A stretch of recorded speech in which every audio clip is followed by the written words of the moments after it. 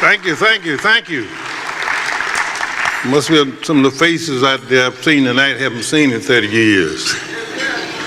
But I've been asked to come and say a few words about our honoree, the Honorable Robert Clark, because he has played a special role in my life and in many of the lives of the politicians who have come after him. I graduated from high school in 1965 and went to Tougaloo College. And I majored in political science. And one of the requirements that we had was that you had to work in somebody's campaign. So in 1967, the campaign of the century in Mississippi came around, Robert G. Clark. And I had to work in his campaign. He probably didn't know me. I was one of many students just trying to get a grade. And just like I felt when Obama got elected, I didn't think he had a chance. And a lot of you thought the same thing, let's be honest about it. But there was something about him, so much courage, bravery, so much faith that he had, that he was on a mission and that something had to be done to effect some changes in Mississippi. We worked on that campaign, but we were instructed to leave Holmes County before it got dark because they had a lot of goon squads moving around, and if you happen to be in the wrong place, you may not make it out. So we would always try to get back to the camp before dark. And like I say, on the day of the election in 1967, Representative Clark, I really was praying for you, but I didn't have no faith. But you had something that carried you over. And I remember when I got interested in politics, I talked to you about that and you encouraged me. So in 1995, I got elected and got a chance to serve with Honoree before he retired. And just let me just tell you this, I know a minute and a half, I can't talk a minute and a half, but I'm not gonna be long. But when I got there, got elected, got sworn in, they put me on the front row. And then one day I was reading the newspaper, trying to act like some of the other colleagues in there who were white. So Robert Clark walked over to me and said, "Put that paper down." I said, "What's wrong with that? These fellows reading the papers." He said, "Yeah." He said, "But the camera up there is pointing at you." He said, "That's not gonna make a good picture." They had me seated by Dr. Aaron Henry. He was in the house at that time. Dr. Henry would sleep a lot. He was sick, I didn't know that. So one day, he fell off asleep and I did too. And Representative Clark came up and shook me and said, wake up, you can't sleep in here." I said, "Look at Dr. Henry, he's sleeping in here." He said, "He gets a pass, you don't." He said, "Doc is sick, and you don't have that problem, so you're gonna have to wake up." So he took the time to teach all of the new members proper decorum as a state representative.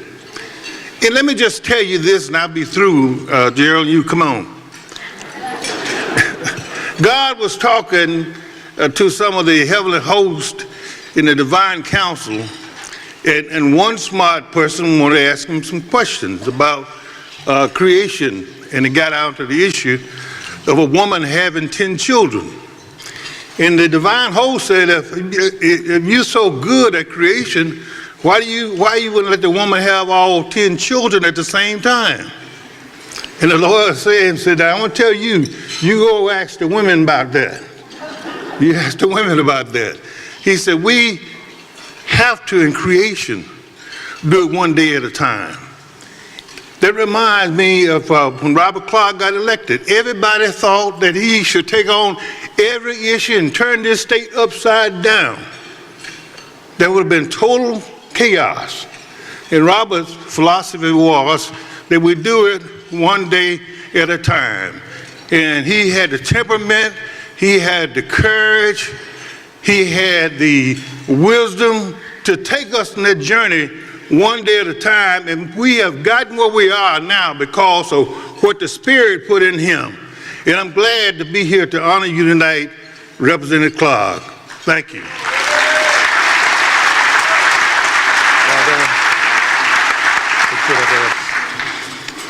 It is my high honor to help introduce one of the great men of Mississippi history who had a profound influence on my life as well. Graduating from Jackson State in '52, Robert Clark began teaching in Delta schools, and he went on to earn a master's degree from Michigan State University, returning in '61 to teach in Lexington, where he got involved in the civil rights movement, joined the Freedom Democratic Party, and was elected to the Mississippi House in '67, the first African American since Reconstruction. It is difficult as a white person to grasp even half of the unspeakable humiliations, terror, threats, murders, and atrocities that Jim Crow, the KKK, the Citizens Council, and the State Sovereignty Commission inflicted on African Americans in those days.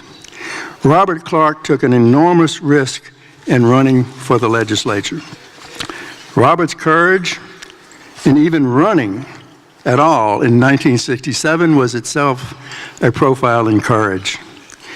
In '72, as a 29-year-old, wet behind the ears new House member from Biloxi, I became friends with Robert Clark and began seeking his advice, for clearly he was the most knowledgeable person in the House on education. At the beginning of each session in those days, the leadership would put up a resolution on the floor to test members' loyalty to the lost cause. One year, they put a resolution memorializing Congress to repeal the Voting Rights Act. Robert made a brilliant, passionate speech about the long struggle to obtain the right to vote and declared that it is in the interest, the best interest of white Mississippians as well as black Mississippians, that the federal government continue to enforce voting rights for all, lest we return to a dark age. Following Robert's inspired example, I rose and said that Robert Clark was right, and as a Vietnam veteran, I would not dishonor the memory of my dead brothers, black and white, nor the America that they stood for, by being a party to this sham resolution. Well, lo and behold, then, our colleague Walter Brown, a good friend of Robert's, stood up and he opposed the bill, and Jerry O'Keefe from Biloxi opposed. The leadership was stunned, for Robert was no longer alone. This was still a few years before Fred Banks and Dr. King, Aaron Henry, and all the other great leaders from the African American community were able to join us. The resolution passed 118-4, but the old guard never put such a resolution up again. At heart, Robert Clark was an educator. Year after year, Robert Clark appealed to the better angels of our nature to restore the years that the locusts have eaten. The locust had been eating Mississippi for a long time, leaving behind only the vicious cycle of ignorance and poverty and disease, each begetting the other. Robert Clark dreamed of breaking that cycle through better education for all. And as Willie just said, he worked on that one day at a time, patiently educating the rest of us. In '82, Robert joined forces with another great Mississippi statesman, Governor William Winter and his Boys of Spring, when Robert, then chair of the House Education Committee, led passage of the landmark Education Reform Act that reinstated compulsory education, created kindergartens, and narrowed the funding gap between poor and rich districts. As long as we have leaders like the two honorees tonight, there will be dreams for a better future. We can fulfill those dreams if we, like Robert, adhere to the advice that William Faulkner gave to his daughter's high school graduating class. Never be afraid to raise your voice for honesty and truth and compassion against injustice and lying and greed. If you, not just you in this room tonight, but in all the thousands of other rooms like this one about the world today and tomorrow and next week, will do this, not as a class or classes, but as individuals, men and women, you will change the earth. That's how Robert Clark has lived. So on behalf of the board and the staff of the Mississippi Center for Justice, I present to you an authentic American hero, the gentleman from Holmes, the Honorable Robert Clark. And Robert, if you will come up and join us here. Very briefly, I want to thank the Center for Justice for thinking about me and giving me this award. And I want to thank my two colleagues here who introduced me. Both of those colleagues are the kind of individuals that I would say, if we had more like them, we would achieve more of what this organization is all about. And I want to thank this organization and the board for selecting me to give me this award. When I was looking at an article from this organization not too long ago, and this article was about fighting a good fight. And that reminded me of when I first went to the legislature. I created a motto for myself: fighting, pulling, and working together for a better Mississippi. I didn't get any instruction from any political party at that time because I could not become a member of a political party. So the party that I was a member was the Freedom Democratic Party, which was not recognized by the state of Mississippi.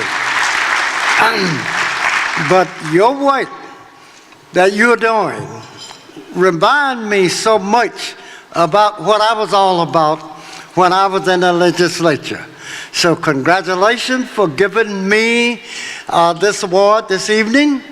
And if I can help you in the future any kind of way, I look forward to working with you.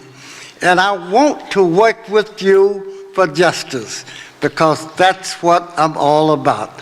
Thank you very much, and may God bless you.